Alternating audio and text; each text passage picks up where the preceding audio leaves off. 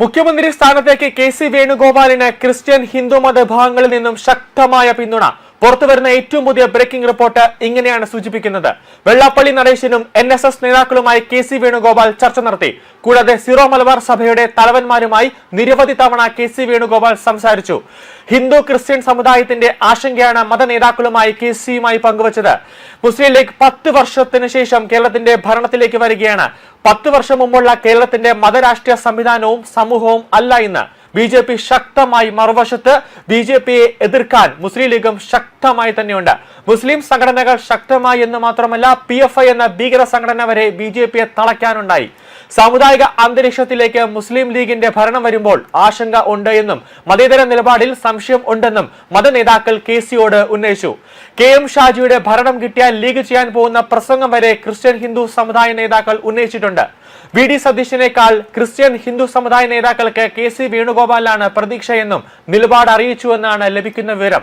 നിർണായകമായ വിദ്യാഭ്യാസം, ആഭ്യന്തരം, അതോടൊപ്പം തന്നെ പൊതുമരാമത്ത് വകുപ്പുകൾ തുടങ്ങി അതെല്ലാം കോൺഗ്രസ് തന്നെ കൈവശം വയ്ക്കുമെന്നും കെ.സി. വേണുഗോപാൽ ഉറപ്പ് നൽകിയതായും അറിയുന്നുണ്ട്.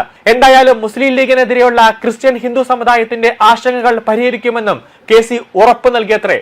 കെ.സിയുടെ ഈ നിലപാട് മുസ്ലിം ലീഗിന് ക്ഷീണമായി മാറും. ലീഗ് പരമ്പരാഗതമായി വെക്കുന്ന വിദ്യാഭ്യാസവും പൊതുമരാമത്തും കോൺഗ്രസ് പിടിച്ചെടുക്കുന്നത് വിഷയങ്ങളുണ്ടാകും. മാത്രമല്ല BJPയുടെ പരസ്യമായ ആവശ്യം കൂടിയാണ് ലീഗിന് വിദ്യാഭ്യാസ വകുപ്പ് നൽകരുതെന്ന്. V. മുരളീധരൻ ഇത് പരസ്യമായി പറയുകയും ചെയ്തു. ഇപ്പോൾ ഇത് തന്നെയാണ് ക്രിസ്ത്യൻ ഹിന്ദു സമുദായ നേതാക്കളും വ്യക്തമായി കൊണ്ടിരിക്കുന്നത്. ഇതിനോടെല്ലാം അനുകൂലമായ ഒരു നിലപാടാണ് കെ.സി. വേണുഗോപാൽ സ്വീകരിക്കുമ്പോൾ ലീഗിൽ നിന്നും എതിർപ്പ് ഉയരുമെന്നതാണ് വിവരം. VD സതീശൻ മുഖ്യമന്ത്രിയാകുന്നതാണ് മുസ്ലിം ലീഗിന് ഏറ്റവും കൂടുതൽ ഇഷ്ടം. സതീശനുമായുള്ള ബന്ധം അത്ര വലുതാണ്. മാത്രമല്ല വിദ്യാഭ്യാസവും പൊതുമരാമത്ത് വകുപ്പും കിട്ടുകയും ചെയ്യും. മുസ്ലിം ലീഗിന്റെ എതിർപ്പുണ്ടായാലും കോൺഗ്രസിലെയും മറ്റ് ഘടകകക്ഷികളെയും MLA മാർ കെ.സിക്ക് പിന്നിൽ ഉണ്ടാകുമെന്നും കണക്ക് കൂട്ടുന്നുണ്ട്. കേരള കോൺഗ്രസ് നിലപാട് ക്രിസ്ത്യൻ സഭയുമായി ബന്ധപ്പെട്ട് കിടക്കുകയാണ്. മാത്രമല്ല കെ.സിക്ക് വേണ്ടി ക്രിസ്ത്യൻ ഹിന്ദു സമുദായ നേതാക്കൾ ഹൈക്കമാൻഡിൽ നീക്കം നടത്തുകയും അഭിപ്രായം അറിയിക്കുകയും ചെയ്തു എന്നാണ് അറിയുന്നത്. ഇതിനിടെ അധ്വാനിക്കുന്നവർക്ക് കൂലി കിട്ടണമെന്നാണ് തന്റെ അഭിപ്രായമെന്നാണ് മുതിർന്ന കോൺഗ്രസ് നേതാവും നിയുക്ത വട്ടിയൂർക്കാവ് MLA-മായ K. മുരളീധരൻ പറയുന്നത്. ഫ്ലെക്സുകളല്ല നേതാക്കളെ തിരഞ്ഞെടുക്കുന്നത്, അതിന് ചില നടപടിക്രമങ്ങൾ ഉണ്ടെന്നാണ് മുരളീധരൻ പറയുന്നത്. അത് പൂർത്തിയാക്കി ഉചിതമായ തീരുമാനമെടുക്കുമെന്നും K. മുരളീധരൻ പറയുകയാണ്. കൂടാതെ നേരത്തെ കരുണാകരന്റെ കാലത്തോ ആന്റണിയുടെ കാലത്തോ ഉമ്മൻചാണ്ടിയുടെ കാലത്തോ ഇങ്ങനെ ഉണ്ടായിരുന്നില്ല.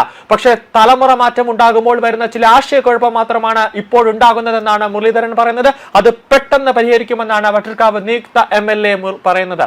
എല്ലാവർക്കും ചില നേതാക്കളോടൊക്കെ താല്പര്യമുണ്ടാവും, എന്നാൽ അവർ മറ്റു നേതാക്കളെ കുറിച്ച് മോശം പറയുന്നത് ശരിയല്ല എന്നാണ് മുരളീധരൻ പറയുന്നത്. എന്റെ അഭിപ്രായം ഞാൻ ഹൈക്കമാൻഡിനോട് പറഞ്ഞിട്ടുണ്ട്.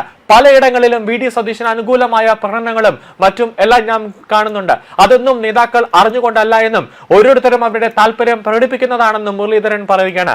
കരുണാകരൻ ഉണ്ടായിരുന്നുവെങ്കിൽ BJPയിൽ പോകുമായിരുന്നുവെന്ന പരാമർശം, അതായത് പത്മജിയുടെ പരാമർശം ഏറെ വിഷമിപ്പിച്ചിരുന്നു. ഒരിക്കലും അദ്ദേഹം BJPയിൽ പോവില്ല എന്ന് എനിക്ക് ഉറപ്പുണ്ടെന്നാണ് മുരളീധരൻ പറയുന്നത്.